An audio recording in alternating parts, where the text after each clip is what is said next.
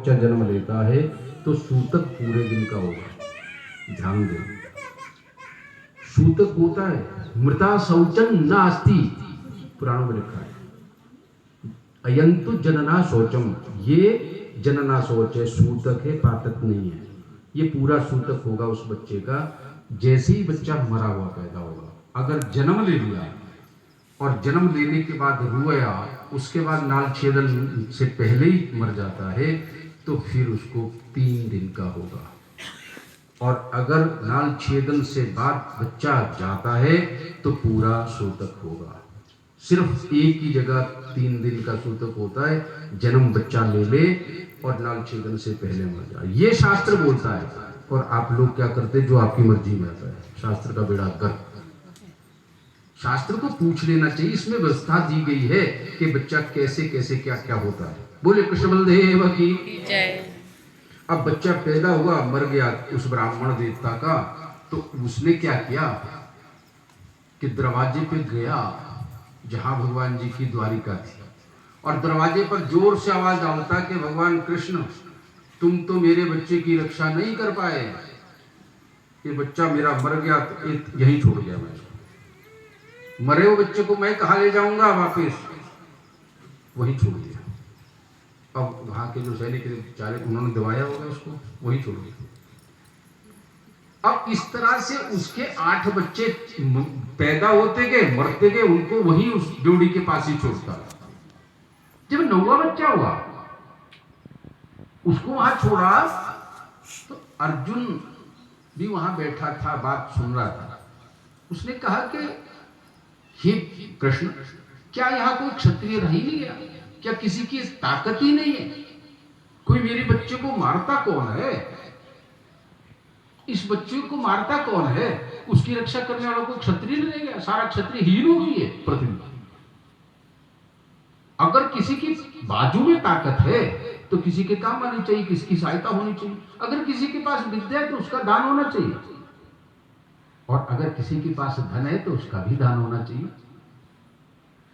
अब किसी के पास, क्षत्रिय के पास मेरी रक्षा के लिए कोई ताकत ही नहीं है। अर्जुन ने जब ये बात सुनी कि ब्राह्मण देवता क्या करो, ललकारते थे उनको अगर कोई, तो अर्जुन सहन नहीं करते थे। एक बार उन्होंने प्रतिज्ञा की थी कि मेरे गांडीव धनुष का जो अपमान करेगा मैं उसको जिंदा नहीं छोड़ूंगा।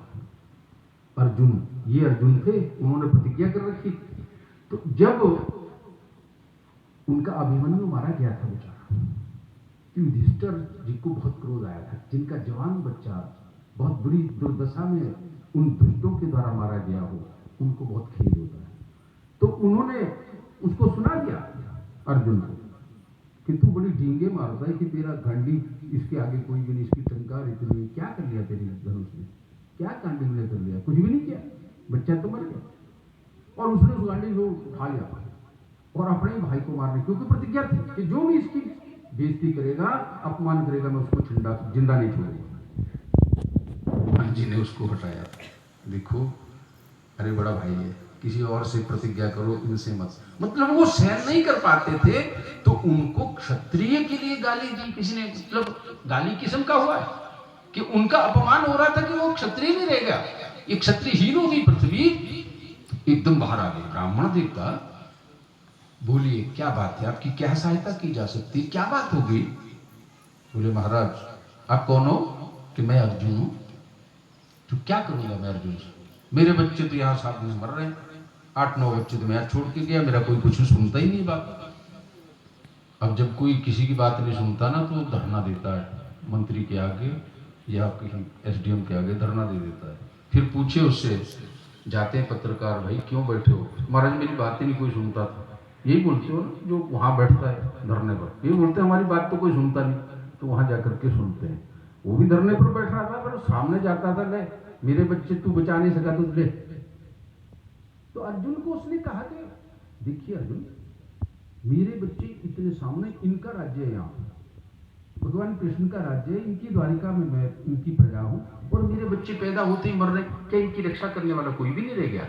बोले मैं चलता हूं, चलिए 1 वर्ष तक तुम्हारे यहां मैं पूरी रक्षा करूंगा।